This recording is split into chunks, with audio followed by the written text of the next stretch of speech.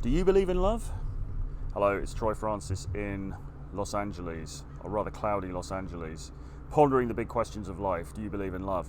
Something that people ask me sometimes, and I think because if you have a channel and you talk about dating and you make content about dating and everything like that, people have their own perception of you and they imagine, how you are, how you spend your time and everything else. And sometimes when people meet up with me, they assume that I'm just going to be running around like a crazed puppy, just trying to cock my leg at everything that walks past.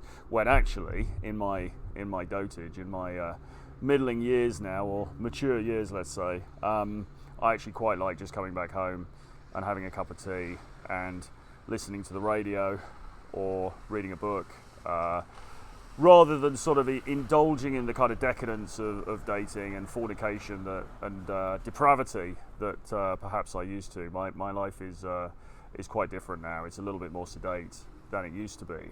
My key interest really is in helping other people, and obviously I can give advice about this stuff, teach dating and so on, and other aspects of life as well. But for myself personally, I'm at a much more sedate level now with all of these things. But anyway, so I think people have sometimes an impression that, you're just running from one conquest to another conquest and you don't care and you're very cynical and everything else. Is that true? And does love exist? What is love? Well, I think mathematically it's difficult to believe in love just because it's so arbitrary and there are so many billions of people on the planet, billions of women on the planet that you could potentially get into a couple with, or if you were, if you move to the Philippines, then there's going to be a select, there's going to be obviously women there you could get together with. If you just decide randomly to move to France, there's going to be women there you could get together with. If you go to India, wherever you go, right? So it's sort of an accident of geography and where you just randomly happen to be on the planet, the people that you meet. That you get together with, and then we undergo this process whereby we fall in love with the person and we imbue that person with almost magical qualities. She was everything to me, she was my this, she was my that. And of course, logically, it's a little white lie. Of course, logically, it's an absurdity, because if you'd have just randomly decided to move to a different city or a different country, then you would have met somebody else instead of her, and then you probably would have likely had the same feelings for her as you had for this person here, and it's just kind of arbitrary. A lot of it is about our body chemistry and things that I'm not qualified really to talk about in any detail, because I'm not a scientist, but the dopamine that we get when we're together with the loved one, the oxytocin, all of those different things, okay? There is definitely a chemical reaction that comes into play when you are with your beloved, all right? However, that's also valid, okay? Just because it's a chemical thing or a physiological thing, it doesn't make it invalid. The feeling is still a feeling, all right?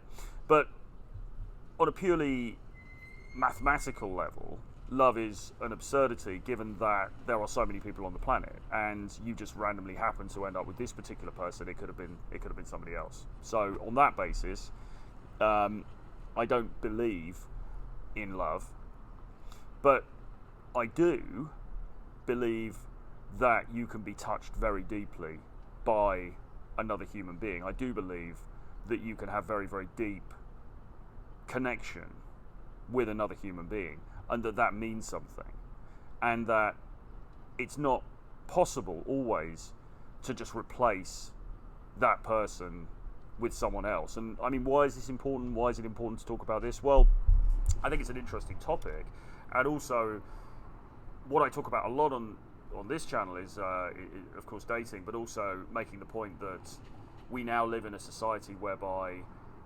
monogamy is not only extremely challenging for men and women, but it's also sort of long-term relationships, let's say, are they really even necessary anymore, when actually with the dating apps and with travel and with the communication technology that we have, it's far easier to construct a life which is based on a series of non-monogamous, more casual bondings, as opposed to the old school, long-term, right, let's get married and we're going to be together until we die thing. Okay, did that thing ever work in the first place? Did that model ever really work in the first place? Does it work now in 2023? And is it even necessary anymore, given the opportunities that we have in the current global marketplace? So that is a lot of what gets talked about on this particular channel. Okay, but that's why this concept of love is important, because if love is real and love is a genuine thing and it's an important thing that we need to take into account, then that puts all the rest of the stuff into question, doesn't it? Because you can say, well, Troy, hang on a second, you're saying non-monogamy, you're saying just, more casual relationships, shorter term relationships over a lifetime, you don't have to settle into a long-term thing. But what about love? Because love has meaning and it has significance and everything else. And that's why it's important to talk about and to sort of try to get to the bottom of all of this stuff. And the truth of the matter is, I don't know the answer. And the answer, I suspect, is going to be coloured by your own viewpoint, by your own experiences in your life. And they're going to be different to mine. As I say, on a sort of purely logical, mathematical level, I don't think we can say that love is a solid concept because it's so arbitrary. But I think emotionally, I think something happens, and again, I'm not really qualified to talk on this because I'm not a scientist, but something happens at the DNA level when you meet somebody that you have that deep bond with, that deep connection with, that is significant in people's lives. And I don't think that people can easily be replaced. There used to be an idea in men's dating content that said something like, oh, if you split up with your girlfriend, then just, go and date 10 other women and it's fine, bro, it'll be absolutely fine. I don't believe that anymore. I don't think I ever believed it, but I certainly don't believe it now. I don't think that's true. I think that some people affect this very, very deeply, and I think it's hard to get over that. And I think it's possible that there are some people that we never fully get over. There are some relationships that we never fully get over. And perhaps we don't want to get over them either, because the significance of that relationship, the meaning of that relationship that it has for us in our life, is such that the idea of getting over it is in some ways an insult to the memory of that relationship, okay? And I find myself traveling around, go to different countries, I've gone to different cities. This year, I've been in Mexico City, I've been in Puerto Rico, I've been in Miami, and I've been in Los Angeles, and obviously London as well.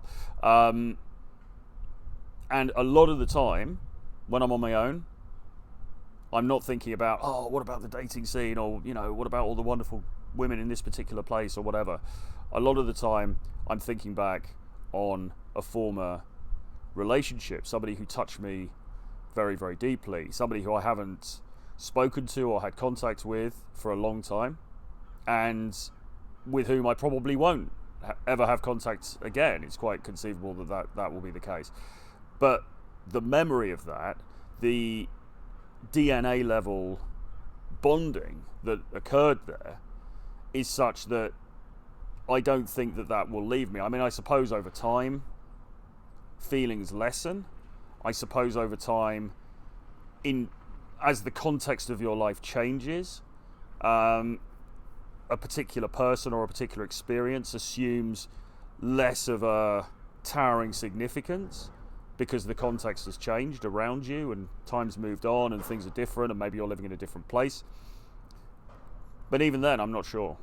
I'm really not sure. And I do think that,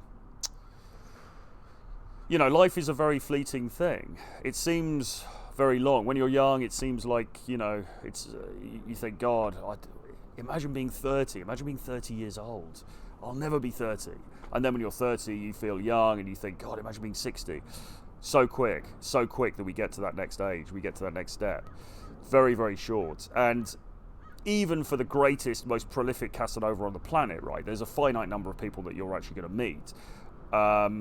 And of those, there's an even smaller number, there's a far smaller number that you're going to feel real love for or real affection for. You could probably count them on one hand, And of those, maybe there is only one. Maybe there is only one or two that really touch you on that soul level.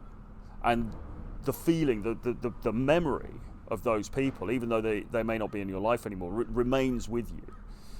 And as I say, I don't think that's something that could just be easily wished away, or you could use bro logic and just be like, yeah, bro, just, go to Thailand, bro, and, have a great time, it'll be fine. I don't really believe that. I don't think I ever believed it. I certainly don't believe it now. I think learning social skills, I think being able to navigate the dating marketplace is very important, because I think ultimately we've got to carry on living. We want to bring new people into our life. We want to have new experiences, etc., etc. I think that's important. I mean, nobody's saying, just sit on a balcony and give up. But at the same time, I think I've spent a lot of my life trying to escape from feelings, and I've used alcohol, I've used substances, I've used travel, I've used buying things, I've used relationships, I've used lots and lots of different things to try to get away from feeling my feelings, and in some ways, and experiencing life on life's terms, and in some ways I've been successful at that, because I've done a lot of stuff. I've drunk a lot, I've partied a lot, I've been to a lot of countries, I've done a lot of things that have taken me away from the reality of just having to sit with myself and feel bad or negative things, and probably really get to the root of my psyche and what actually drives me as a human being. I've managed to avoid a lot of that by being extremely irresponsible and Peter Pan-like over a long time, over decades, really. And I have no regret about that or anything like that. It's been kind of quite fun in some ways, but some things I think maybe you just can't escape. There are some things that perhaps you can't blot out. There are some losses that leave a mark on your psyche, and you just have to find a way to live with those, or at least to sort of